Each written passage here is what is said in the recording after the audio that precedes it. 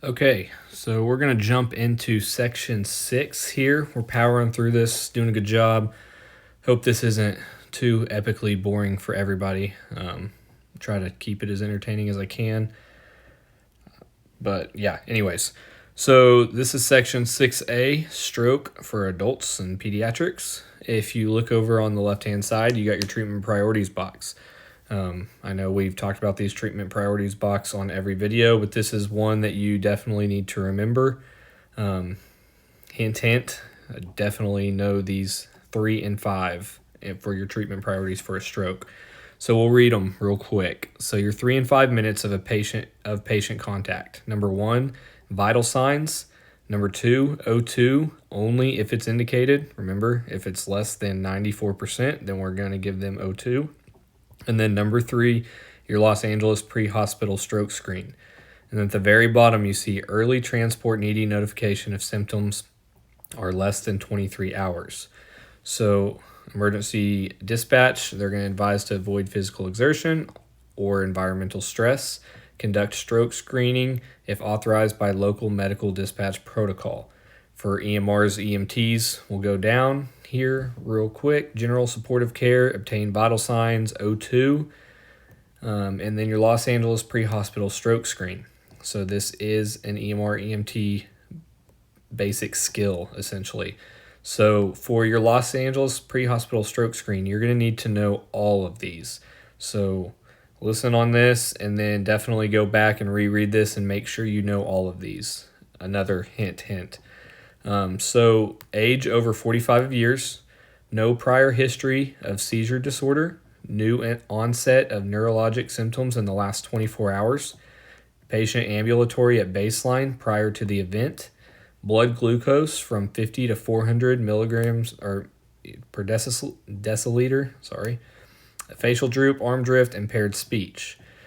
Early stroke alert notification to receiving emergency department with definitive stroke symptoms if less than 23 hours duration. Advised time of last accurately known baseline neurologic status. Last normal for the patient. Obtain cell phone numbers of family members to provide to the ED staff upon arrival.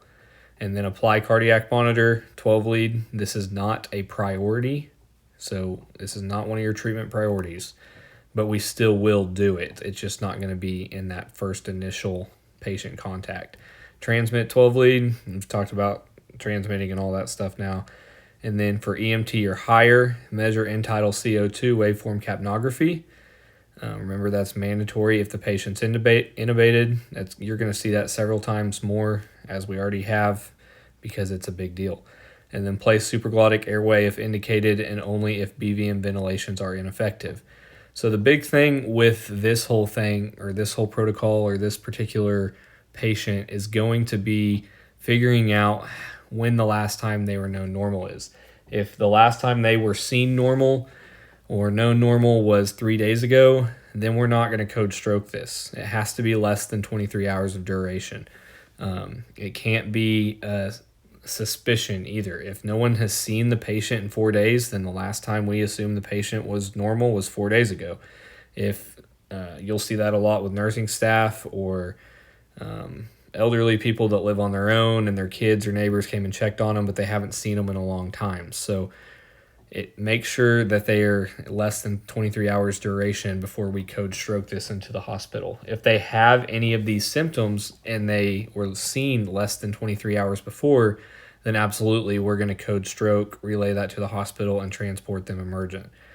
So as we go down for intermediate, advanced, and paramedics, intubate if indicated, IV access, IV normal saline, if systolic blood pressure is greater than 100 without hypotensive symptoms, and then IV normal saline 250 milliliter bolus if the systolic blood pressure is less than 100 with hypotensive symptoms and no signs of pulmonary edema. Repeat up to 2 liters normal saline if systolic blood pressure remains less than 100 with hypotensive symptoms and no sign of pulmonary edema. Paramedics, medicated assisted intubation if it's indicated. Evaluate for other altered mental status etiologies. Treat per appropriate protocols. So that very bottom line is pretty important. just don't try not to be that paramedic that runs into code stroke and their blood sugar is 23 and they give them glucose and it fixes everything. So just because they're presenting with these symptoms, still check for everything else and see if you can fix their symptoms based off what they're presenting with, if that makes any sense. So strokes are probably the easiest critical call that you're going to go on. Just knowing your signs and symptoms and then transporting emergent to the hospital with a large bore IV. That's pretty much it on this one. Pretty short to the point.